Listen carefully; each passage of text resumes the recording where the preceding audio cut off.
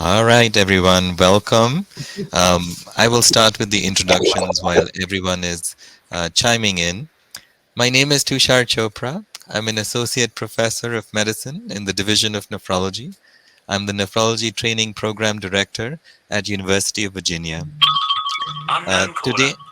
Today, we are going to be talking about Hello, preventing infection on hello. peritoneal dialysis and planning Yes. for future. And the objectives of the talk I'm are putting me on. understanding I can see prevention of myself infection because in I don't know peritoneal what is. dialysis, looking for the signs of PD failure and the options facing Yes. transitions between modalities, and understanding the value of planned fistula formation while on Can you PD see to me? If you can create an see me, then option for hello. vascular access. With me today are three Okay. speakers. First, Mr. John Medumi. Yes. He is a dialysis nurse with 15 years of Mm-hmm. experience in home dialysis, including Mm-hmm. peritoneal dialysis and Okay. home hemodialysis on all devices currently available. He's born in Ghana. He obtained his BSN and CNN in New Jersey. John works as a home training nurse with Fresenius Medical Care and as a PD nurse with Trinitas Regional Medical Center. Along with John, we have Mr. Dick Henry, who is a former peritoneal dialysis patient, transplant recipient, and now a a hemodialysis patient. Now 80 years old, Dick received a living donor kidney transplant in January of 1994 and then started peritoneal dialysis in March of 2016. He later crashed into hemodialysis in July 2020, now with his wife Liz helping him to do 4 dialysis session treatments per week on the Tableau machine. Dick has been able to return to do all things he loves about retirement. Finally, we have Ms. Dawn Lawler, who is a registered nurse in BSN. She is a kidney care options educator at US Renal Care, an end-stage renal disease patient with transplant. Dawn dialyzed in-center in the early 2000s prior to receiving her transplant. She has polycystic kidney disease and has been transplanted twice. She's also a nephrology nurse who works to educate patients about their home options. I wanted to welcome all of you, and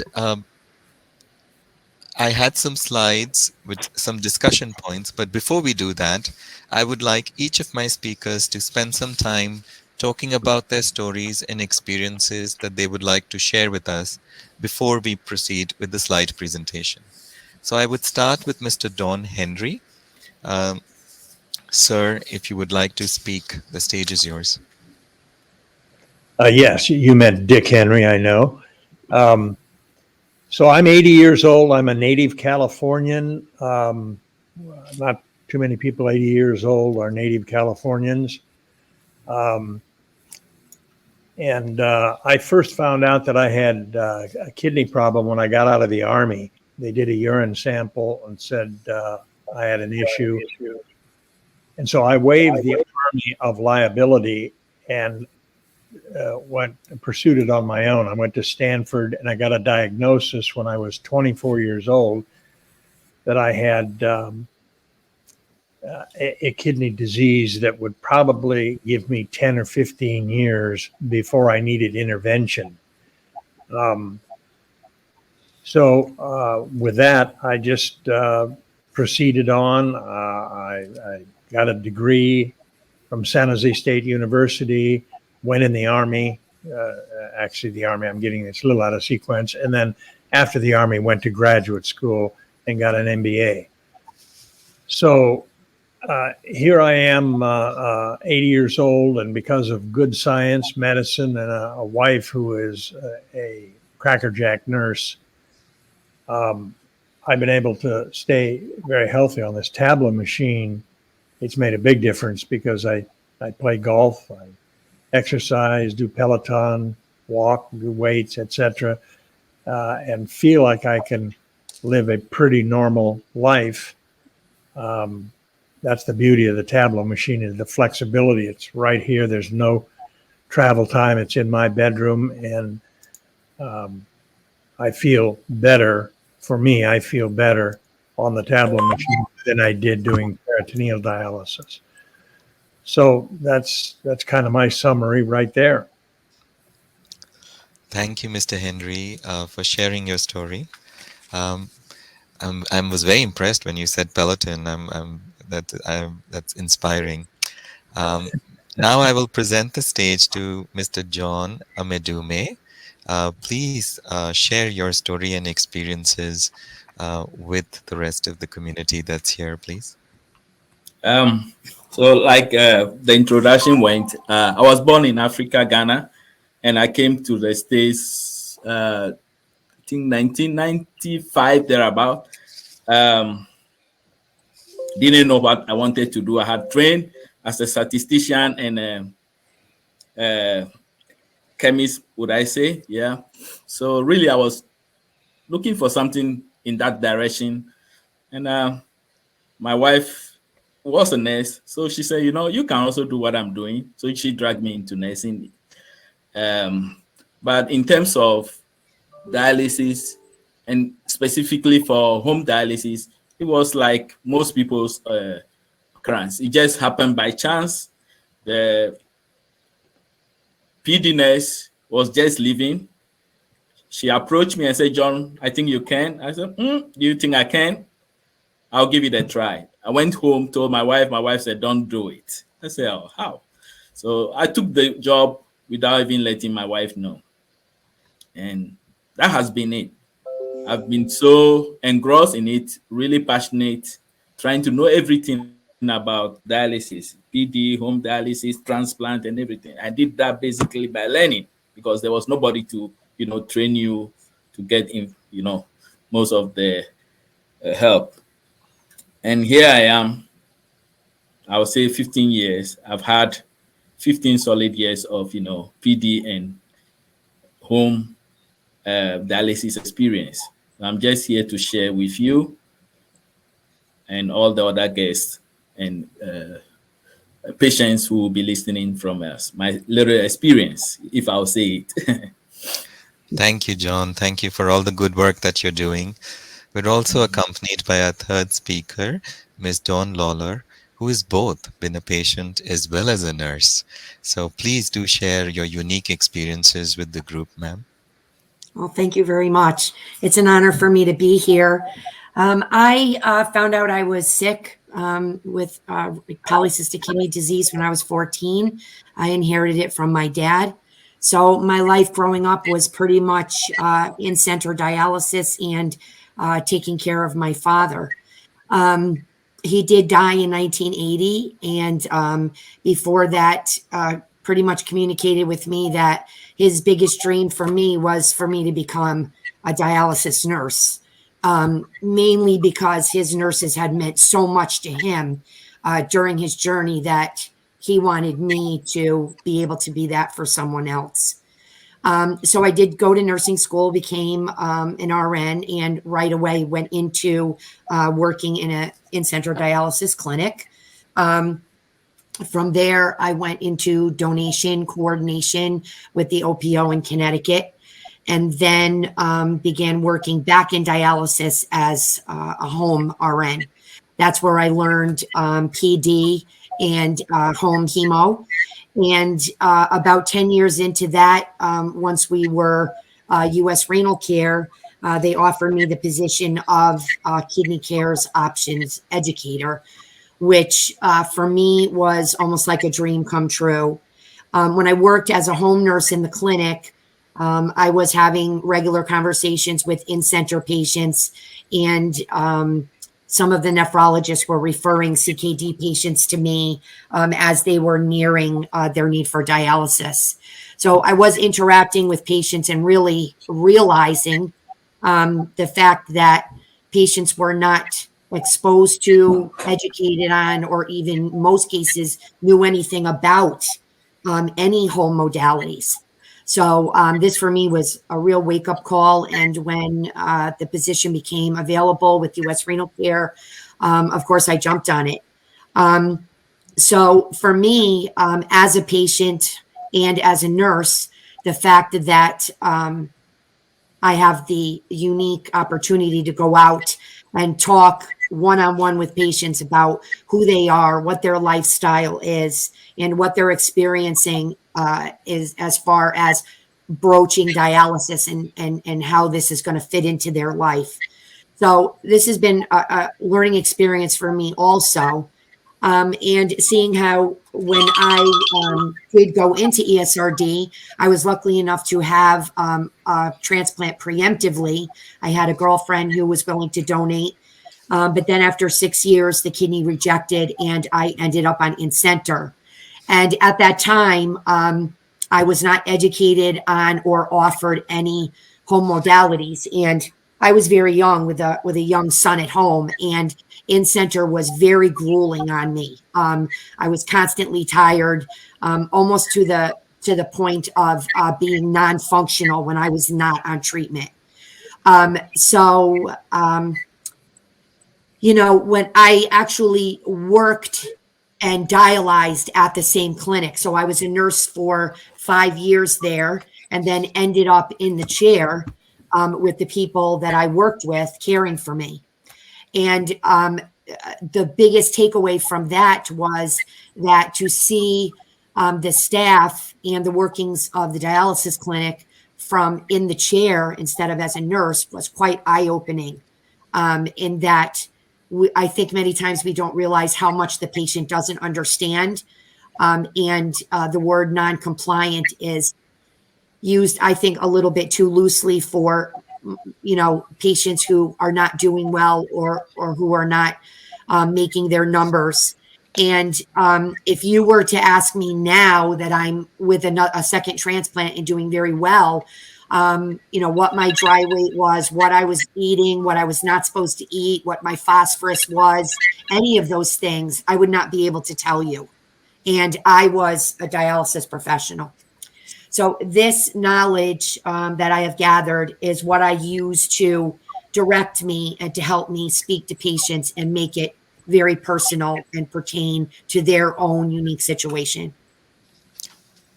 Thank you so much, Don. We have everyone in the chat room also saying that you're compassionate, smart, and a giving person.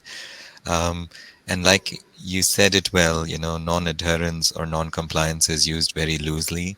I completely agree with you. You have to isolate the problem from the patient. There is a reason why somebody is non-adherent, and we need to understand the reason. It could be childcare, it could be related to work, and you want to not label the patient as non-adherent or non-compliant, but address the problem, which is the root cause. Thanks again.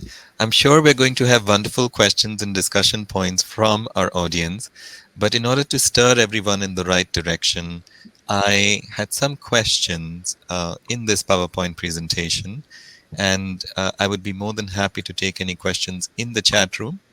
But let's just, for discussion purposes, and the speakers would obviously get the first gigs at answering these questions, but what are your best tips for infection prevention in peritoneal dialysis? Take it away, guys.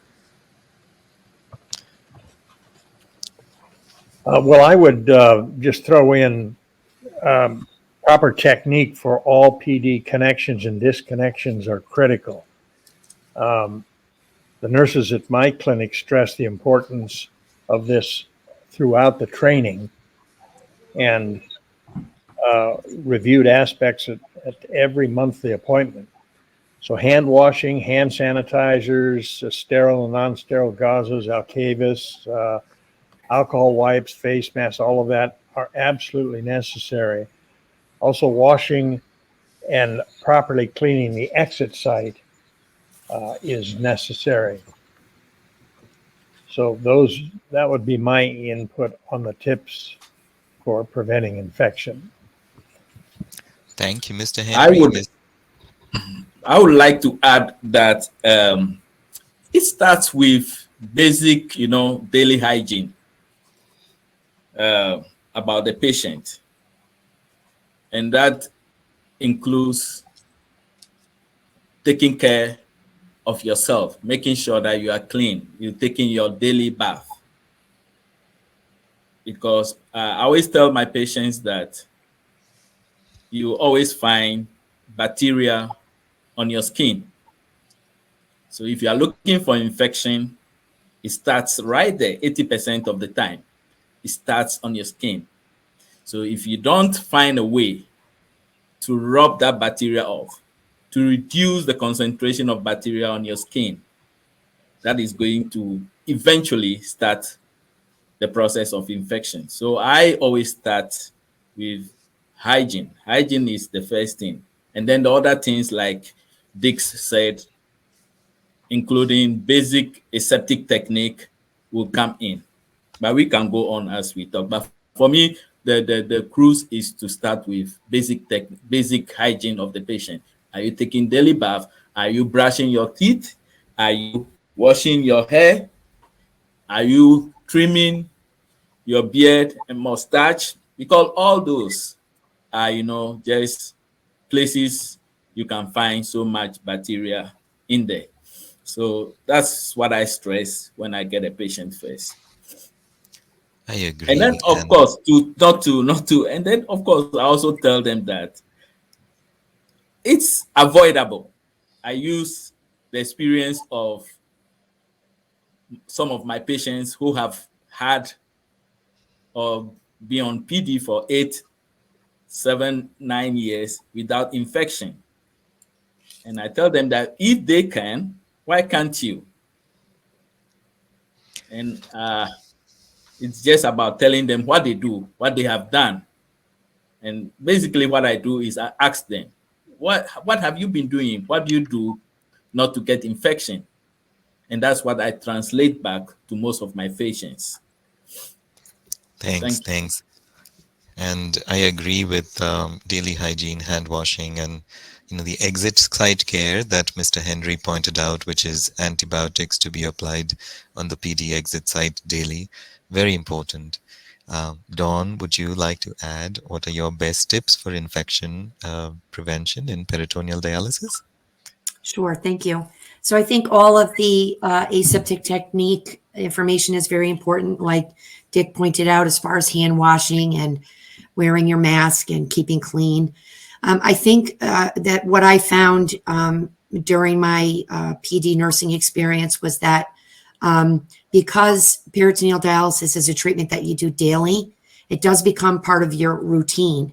And like most things in our life that are routine, sometimes it becomes a little too routine and we can become a little lackadaisical with all of our steps that we have to take, especially like masking before you wash your hands, as opposed to forgetting your mask, washing your hands, and then masking.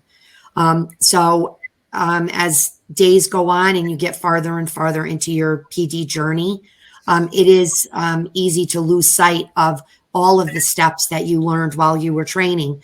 So we try to encourage our patients to, always be using the cycler for your steps. And the cycler does prompt you as far as when you need to put on your mask, when you need to wash your hands, and not to be skipping through those screens just because you are very, very seasoned at setting up your cycler.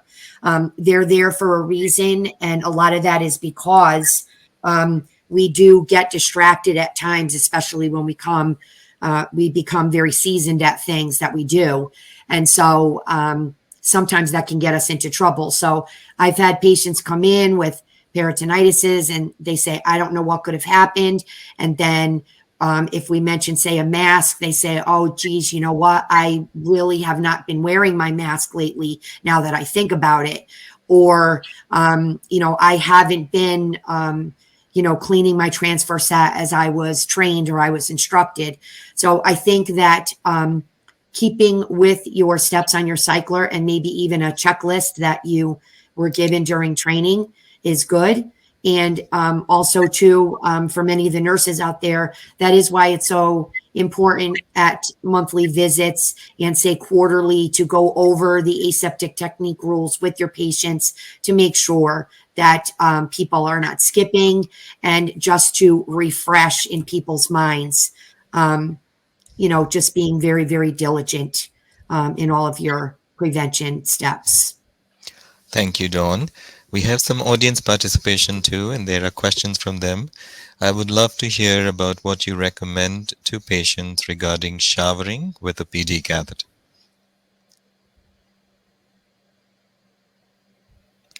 I'm going to go my, with that one. Go ahead, Dick. Yeah, my response to that is it's been a long time since I've taken a full shower. What I do is I do a hand shower. So I don't have I don't have a fistula, I have a catheter. So the catheter is in my chest here, and I'm not supposed to get it wet. So there are kind of wetsuit type things you can put on, but they don't work, I don't think, that well. So what I do is a hand shower, and I'm just very careful about it. I can even wash my hair in the shower because I've got a little bench and I squat over and I can wash my hair without getting this wet. But every once in a while, my doctor, Dr. Luis Alvarez, who is a great nephrologist, he says it's okay to take a shower once in a while, an actual shower where you get it wet. Be sure and dry it off.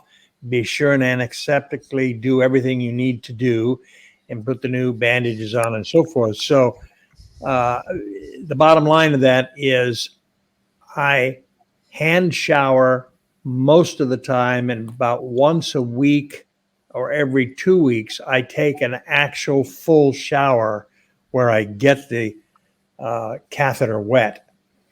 So anyway, that's my approach to showering. It's a little bit of a tedious thing. It's a change.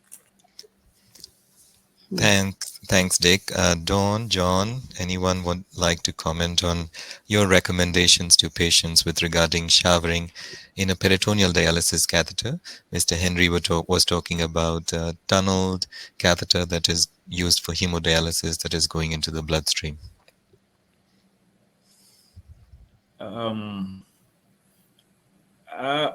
Like I said earlier on, I definitely will recommend a situation where you take a daily bath. Of course, not everybody can do that.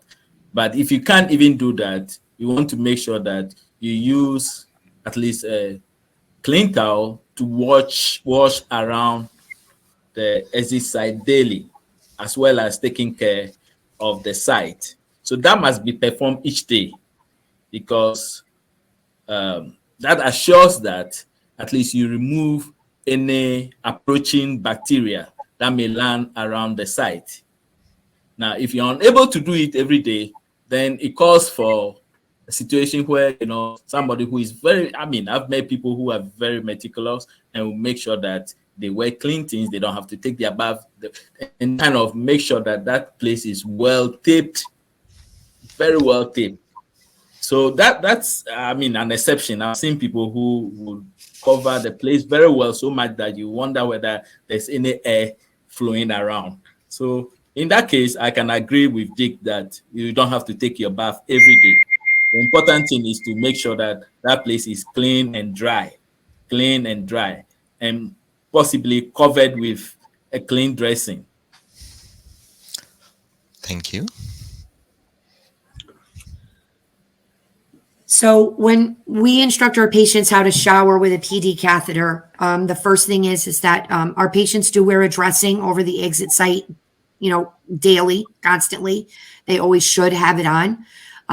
So if you were going to take a shower, whether it's a daily shower or you're showering maybe 3 or 4 times a week, you're going to remove that dressing and secure your transfer set.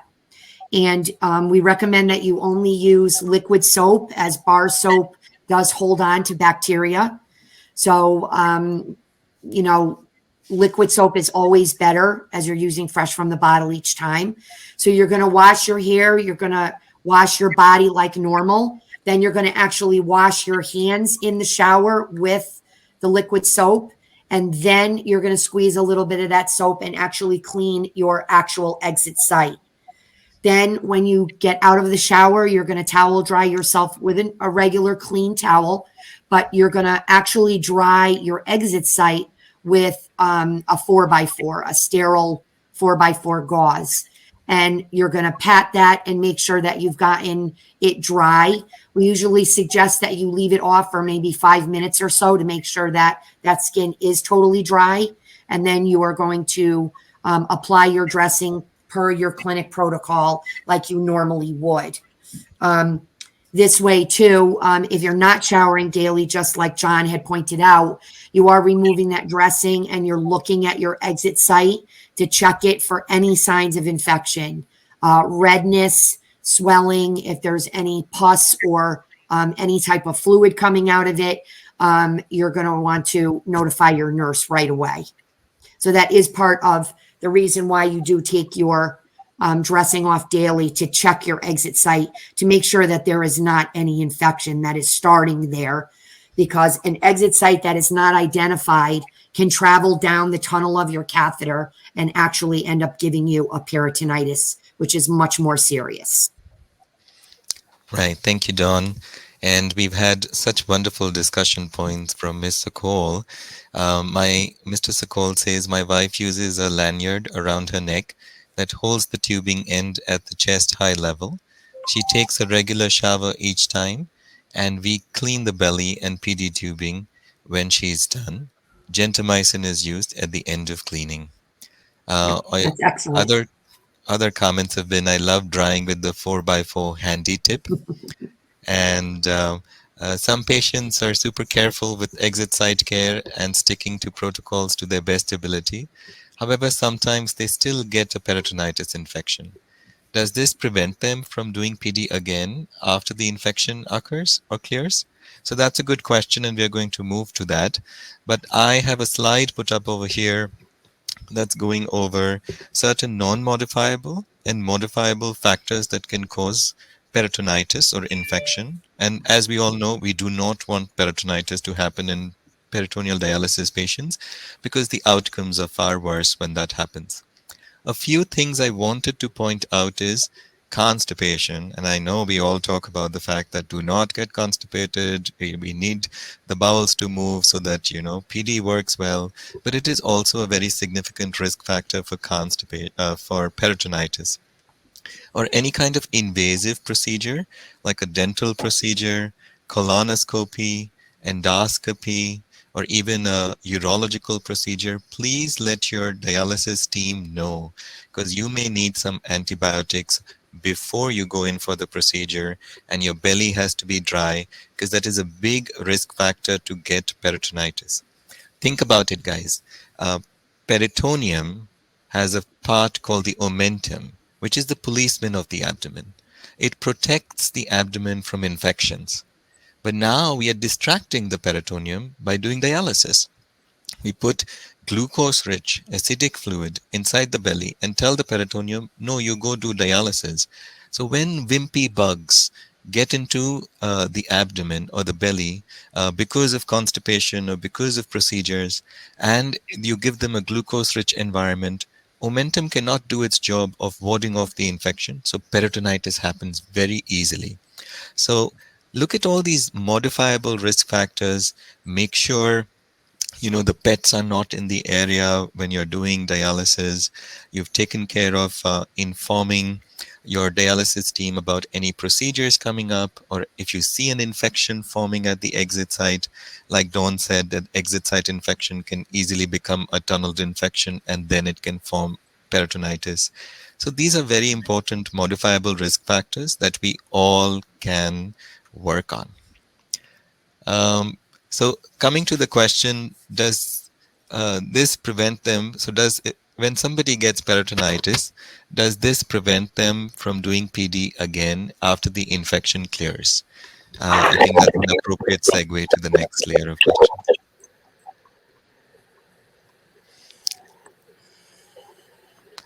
My experience is that no. My experience has been no. I mean, you could always come back after resting the peritoneum for over 3 months or so and restart PD. We've had patients in the past who have had success after they've had the catheter removed because they had peritonitis in the past and came back and did well for 4 or 5 years before maybe losing it finally. So that should not be something to take you out completely. You can always come back. And, most times those who have had infections and have lost the flexibility they get because of PD, when they come back, they are now serious. They do a better job of keeping infection away. So that's something I can add to the discussion. Yeah, so you can continue peritoneal dialysis if you get peritonitis because, like I said, they are very wimpy bugs like the skin flora or from the GI tract, and you get antibiotics for 14 days or 21 days, and you can continue doing peritoneal dialysis unless you get a fungal infection.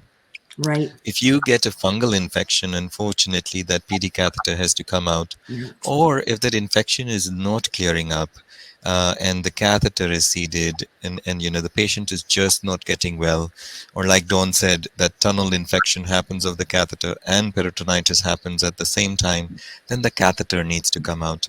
And I agree with John when he said that it is not permanent. You can always come back to PD, except when you have a very severe infection like fungal peritonitis. You would have to take a break from PD for, I would say, 8 months, 9 months, because that causes a lot of scarring within the belly. And the chances of redoing PD after a fungal peritonitis, not impossible, but definitely difficult. Yes. So great questions, everyone. I'm enjoying this. I have some more questions. What are some of the best advice that you would like to give to people to keep the PD working for a long period of time? On top of preventing an infection, anything else, guys? Well, another way that you can Number one. prolong your time on PD is to use the solutions that are the least concentration of glucose. So if you keep your fluid gains down, then you don't need a higher concentration of solution to remove those fluids. So people on PD know I'm talking about the yellows, the greens, and the reds. So if you can keep your fluid gains down, you can use the lower concentrations, and in turn, it helps to preserve your actual peritoneal membrane so that you can have a longer stay on PD.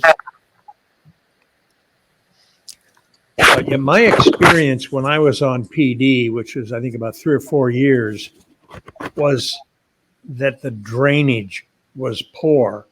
I had to get up every night and dance around, literally, to positional things to get it to drain. And it was exhausting. Every night, 2 o'clock, 2:30, I'd have to get up, stand up, get out of bed and move and do all of that. So that was really a problem with that sleep deprivation for me. But it got to a point where I developed peritonitis. I had it at first and they kind of knocked it out. Then I got it a second time and I guess it was pretty bad. It might have been the fungal type you're talking about, doctor. And I had to immediately switch to hemodialysis. And that's when they had to take the tube out. And I went on in center for about 2 weeks until the Tablo machine came. And then my doctor was involved with the company that manufactures it. So I was fortunate enough to get, I believe, the first one on the West Coast, and it really made a difference. So I hooked up to the Tablo machine and everything stabilized quite a bit. For me, it worked much better being on the Tablo machine than on peritoneal dialysis. But everybody, I think, maybe reacts a little bit differently to these different modalities. Thanks for sharing that, Mr. Henry. I would like to add that. Yeah, I would like to add that to keep your PD working for a long time, you have to be very, very, very, would I say, avoid shortcuts. There are no shortcuts if you want to do PD for a long time. And also, you have to make it a habit of calling your doctor or the PD nurse for the slightest, abnormality that happens, if it's a GI problem, nausea, vomiting, whatever that you feel is abnormal, you want to call the nurse as soon as you can.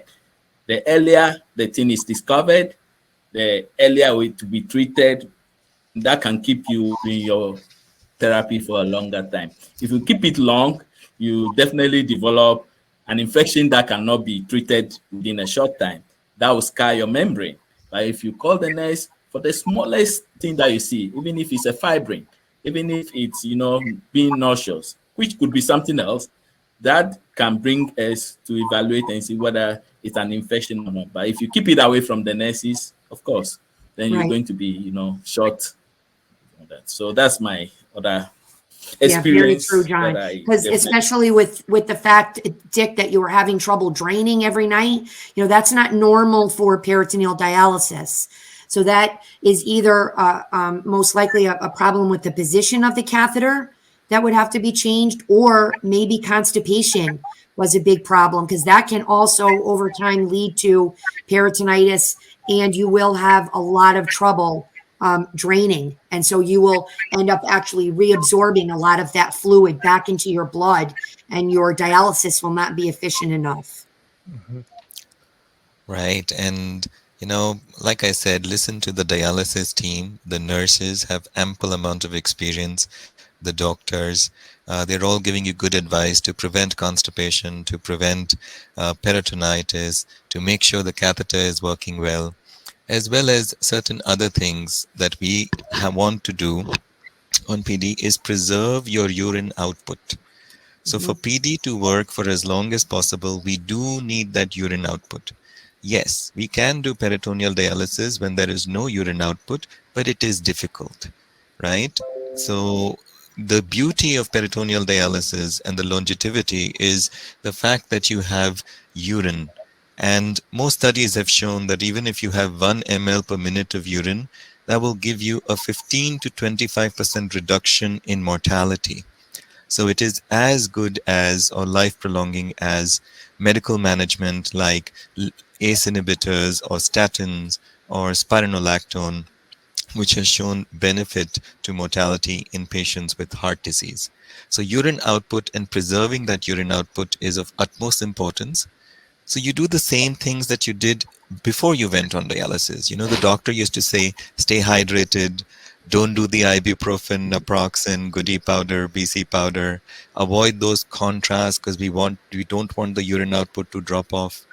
Control that blood pressure, control the glucose. Dawn mentioned about glucose because that yellow bag, green bag, and red bag is very high glucose concentrations. So higher the glucose concentration that you're putting into the membrane is going to cause the same effects diabetes did to your heart, to your blood vessels, and to your kidneys. So the same management that you were doing even before you got on dialysis is what you will have to continue to preserve that residual renal function as much as possible. And the beauty of this peritoneal dialysis is the residual renal function is better preserved than hemodialysis in the in-center. And that's what adds to the longevity of being on PD, along with everything else that the panel has spoken. So what are some signs that you may have seen in your patients or amongst yourselves that PD is no longer working for you?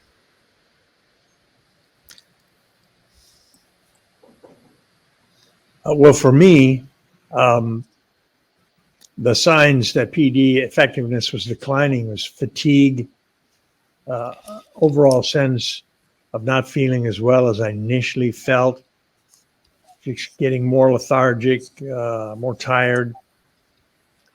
Um, so those were the initial signs for me. Yes, Mr. Henry, that could be a sign of toxins not being removed like they should, and the fact that you also had an infection or inflammation that can put you a little behind as well. And also, one has to ask themselves, what is the quality of life that I'm trying to achieve with this modality? Right? Everyone wants energy. Everyone wants to be able to do gardening or play the piano or whatever else that they wanted to achieve. So the modality that we select for our patients should be able to achieve the goals that the patient wants to achieve.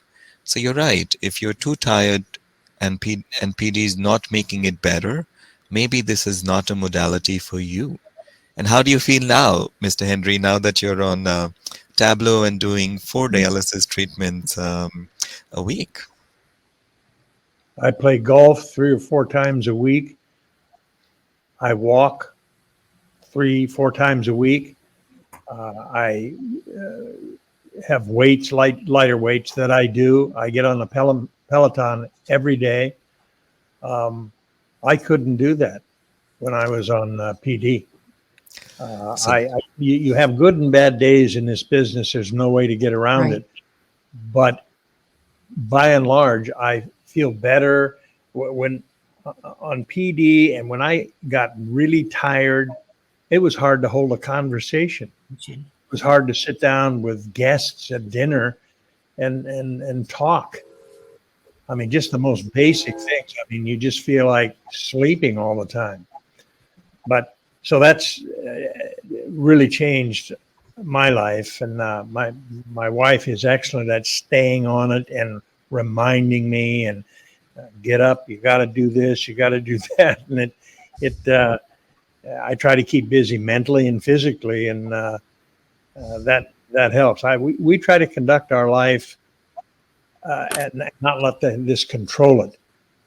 I've been to Hawaii a couple of times, and it's a big hassle to set it up and make sure you're going in center and doing all that, but you can do it.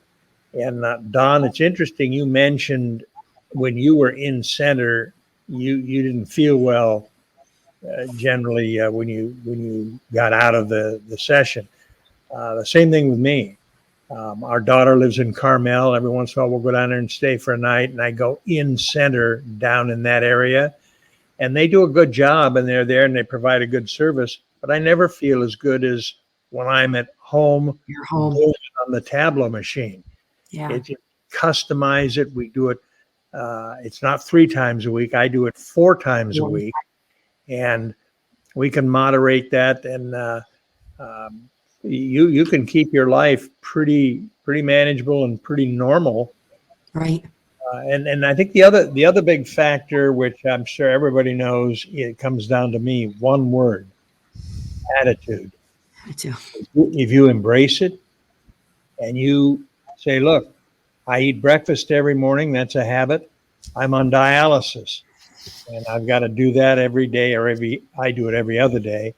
That's what you do. Right. And if you fight it, if you got a bad attitude, you got a problem with your marriage, you got a problem with your work, you got a problem with diet, you've got a problem with everything. Right. So you really have to embrace it and just say, I wasn't the luckiest guy in the world. I mean, I've had brain surgery. A buddy of mine gave me a kidney, transplants, all that stuff. But I'm still here. I'm 80, and I feel, I think, generally pretty good for being at this age with the things that I've had. So that would be my input from that standpoint. Okay. Yeah. Doctor, And I don't think I need to tell you how amazing I think you are. But I think you're right in the sense that, if you just take a person that doesn't have kidney disease, or let's say the person you remember you were before you had the kidney disease, everyone has obstacles in their life, and everyone has bad days and good days. The difference is that when you're on dialysis, everything is magnified like 100 times. So you've become a person that's almost under a microscope. So everything is bigger than life. But you're right. Your attitude and your support system. And I know personally, my support system and, the outlook that my dad taught me was that, listen, this is not the end of your life, but how you handle it, how you go about it, and your attitude and your bravery are what are going to get you through so that you can have a good quality of life. So having already lost one kidney and having this one, which is my sister's, for the last 15 years, I hope I die from something else, like hit by a truck or something. But if the kidney were to fail, because of my journey and speaking to people like you, I know that I will go home hemo, and hopefully my life will be much better than what my previous dialysis experience was. And that's all I can hope for. So even though I'm a nurse and I try to guide and help other people, I have my own feelings about my journey also. And so the reality of that happening and now being, say, on a panel as a HHD patient, I'm just going to hopefully just be grateful that I can be home on HHD. And so hearing you, I just want to thank you for that, how much that helps me personally. Great. Great. And so I just want to add a little bit to what Dick said about the clinical symptoms that suggest that PD is not working again. Nurses definitely we do that. So when a patient comes into clinic or you visit the patient, the first thing you ask is, "How are you doing?" And definitely he's going to tell you, "I don't feel well. I can't sleep well." All those symptoms, feeling weak and tired, like you rightly said. But we're also looking at the clearance, the small clearance, as well as the, what do you call it? So your creatinine, your BUN. Definitely we are looking at with the doctor. We are also looking at how much albumin you lose, because that has a correlation with what? Mortality. But that's not all. I always look at whether the patient has a balance in terms of fluid, because at the end of the, what are you doing when you are dialyzing? You're removing extra fluid. So if you have a patient who is constantly dehydrated, weak, low hypotension, of course he's not doing well. Or if you have a patient who is overhydrated, fluid overload, definitely is not doing well. If you have a patient who has electrolyte imbalances, he's not doing well. That will tell you that the patient is coming closer to, especially if you can see the trend. So I'm looking at the trend, and if the trend is such that it falls below, that will tell me that it's getting bad. And as soon as I see that, I always consult doctors and we discuss and offer other options to patients. So that's how I look at it when PD is not working. Thank you, everyone. The audience is also appreciative of all the sage counsel. Comments are salute to you, Mr. Henry. Appreciate your positive attitude and stories. Thank you for the wonderful knowledge sharing. So this has been a wonderful discussion. And I, being the doctor, and showing you data, which is basically saying the same things that you said, that these are major reasons why somebody moves from one modality to another.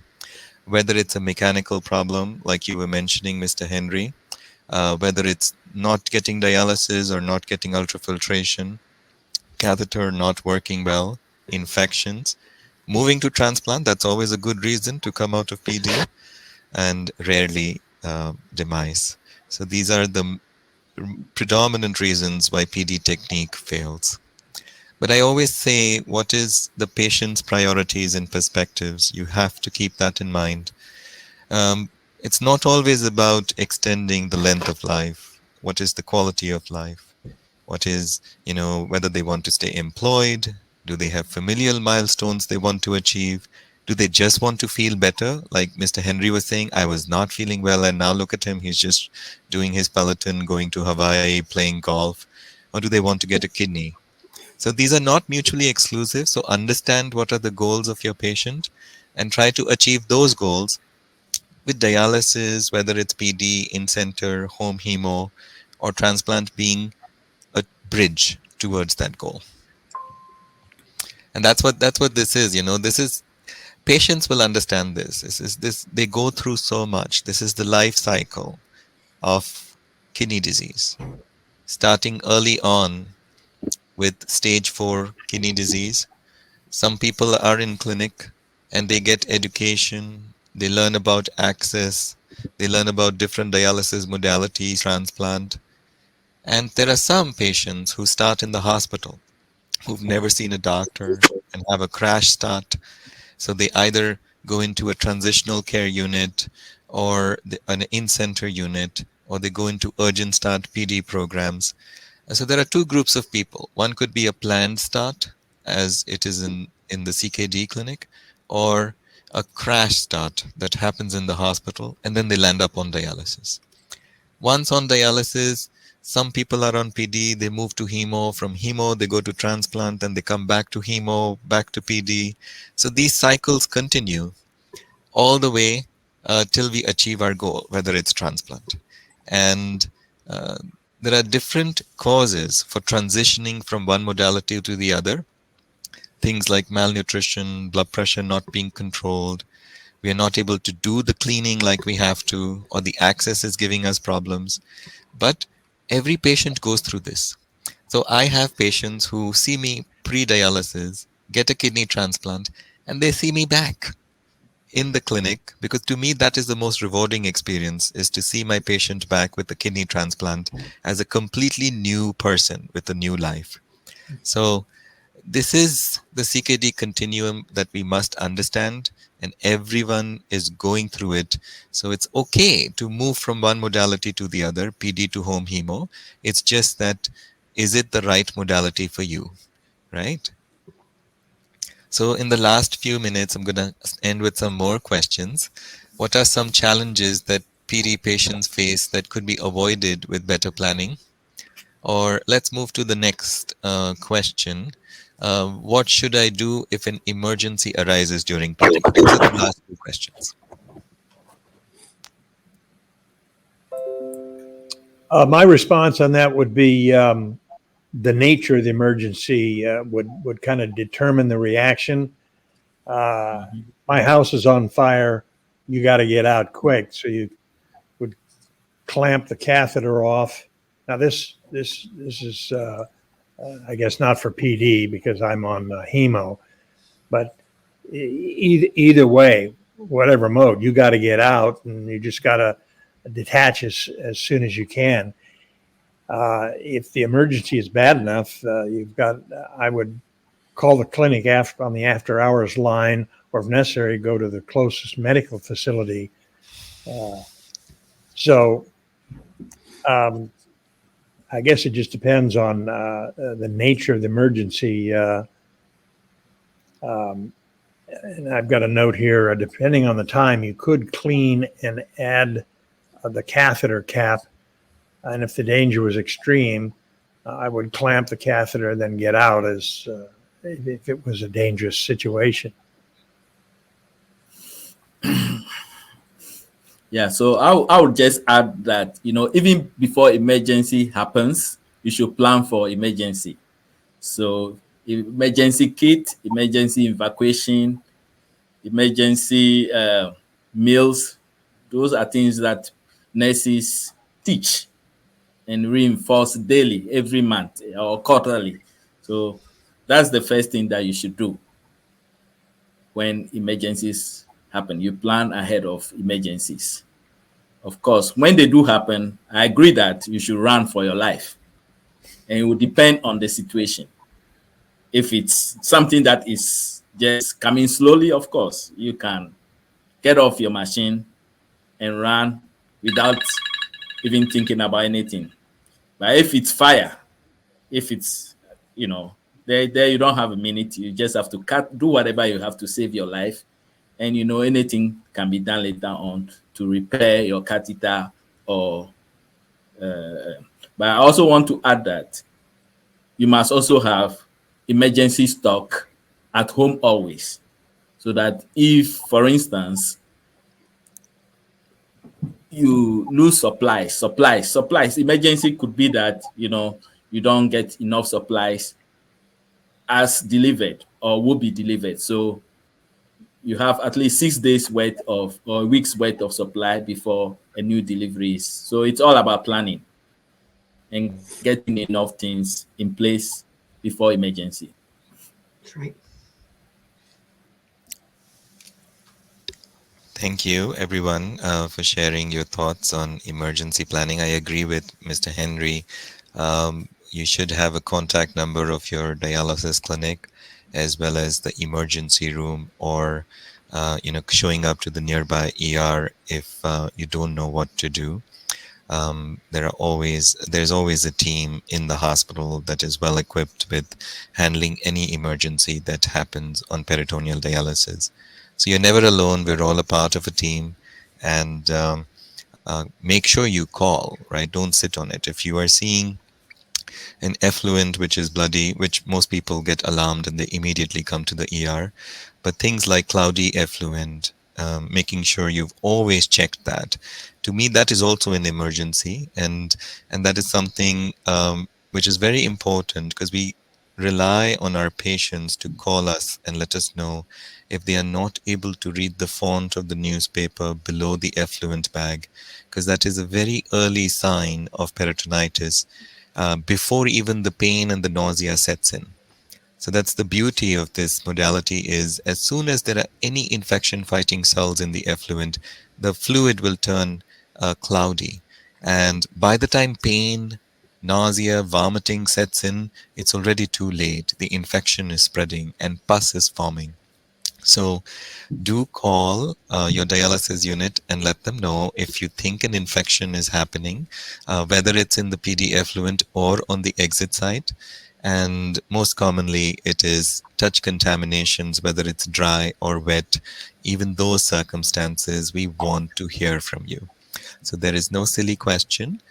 So please Right. contact your dialysis nurse and your dialysis team so we can take care of you.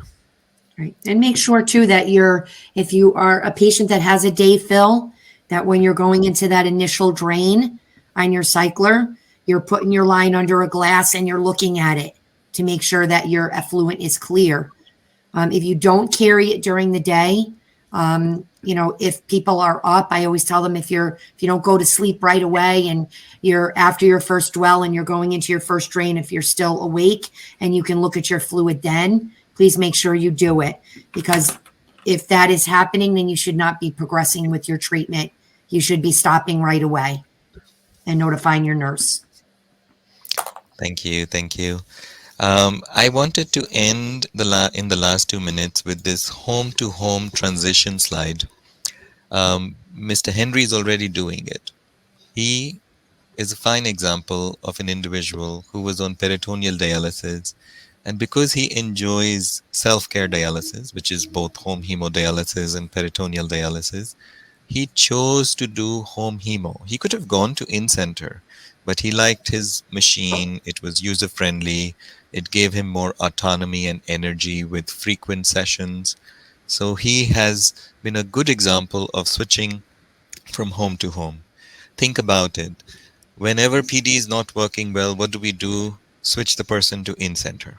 It is our mindset is such that we constantly get people back to in-center. We need to shift that mindset to home transition. And you could do that Yes. if you had, you could do that if you had a fistula already there. Now that's planning ahead of the time, making sure a fistula is there in place. But it's okay if you don't have a fistula in place. You could always start with a catheter. Catheter. But this mindset has to change of always switching people back to in-center, because in-center outcomes, as we know, let's say you are doing 3 times a week dialysis, your blood pressure is going up and down, you lose residual kidney function more. So you're better off on home modalities than on in-center.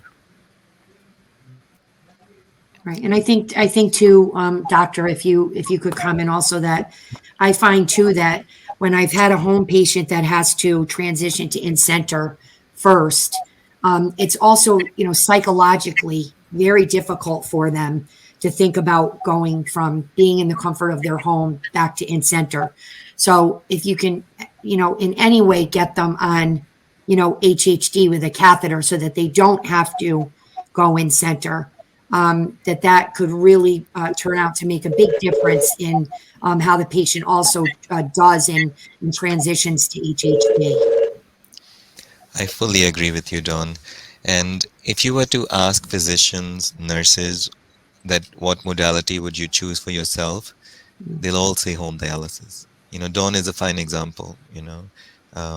She is doing the dialysis while taking care of patients. So that's what I tell my patients. If I have to do dialysis, I would do home dialysis and no other way. So, with that, thank you so much for taking time this afternoon or morning, depending on the time zone that you're in. It has been a wonderful discussion. I have been honored to be joined by three wonderful panelists, Mr. Henry, Ms. Lawler, and Mr. Mitune. Thank you, audience, for those wonderful questions.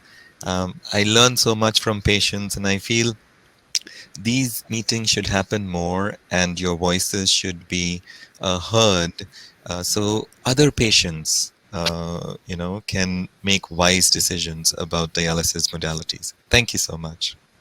Thank you, doctor. Thank you. Have a great day.